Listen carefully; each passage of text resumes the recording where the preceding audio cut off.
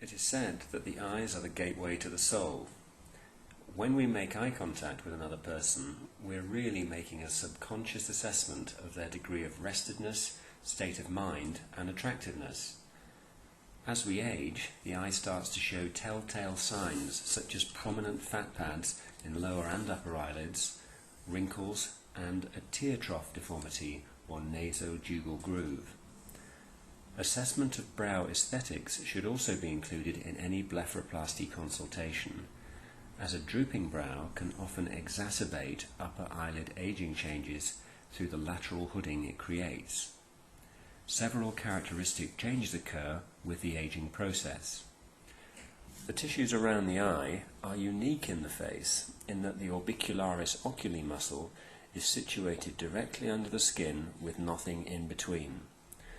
The muscle is free-floating, only directly anchored to the facial skeleton in a tiny area. Under this muscle layer, the ligaments and membranes that retain this muscle in place and contain the orbital fat within the orbit can be seen. 3 distinct fat pockets are present in the lower eyelid. These can bulge forward and become increasingly prominent with age, causing the appearance of eye bags.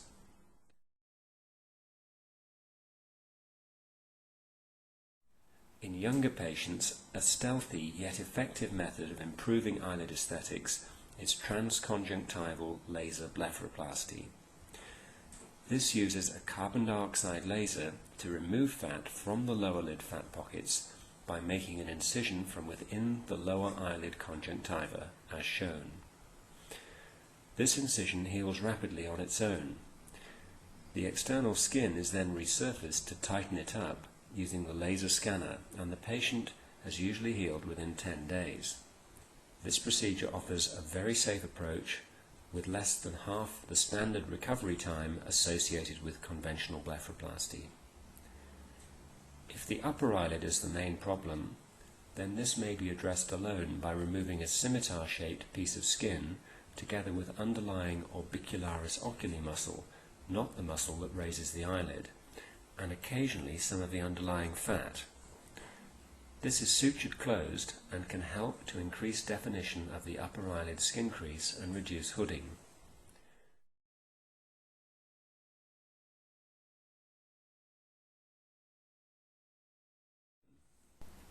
With advancing age, the orbital fat herniates forwards, causing a bag, and as the cheek fat, suborbicularis oculi fat or SOOF, descends simultaneously, a hollow appears between them which is known as the tear trough. When there are significant aging changes and both upper and lower eyelids are drooping, simultaneous upper and lower eyelid blepharoplasty combined with a canthopexy may be performed. An upper eyelid incision enables not only removal of excess skin, muscle and fat, but also provides access for re-anchorage of the lower eyelid soft tissues to the lateral orbital rim in a surgical maneuver known as canthopexy. The lower eyelid is then approached through an incision just beneath the lashes.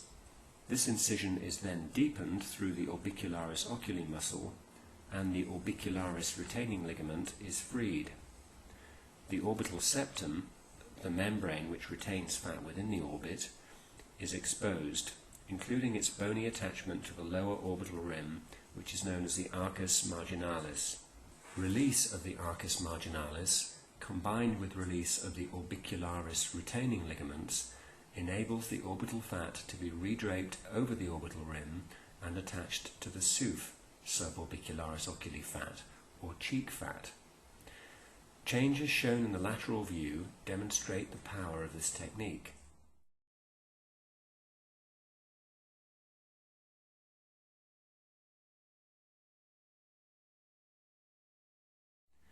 When the contour of the fat pockets have been corrected, the tear trough is effaced.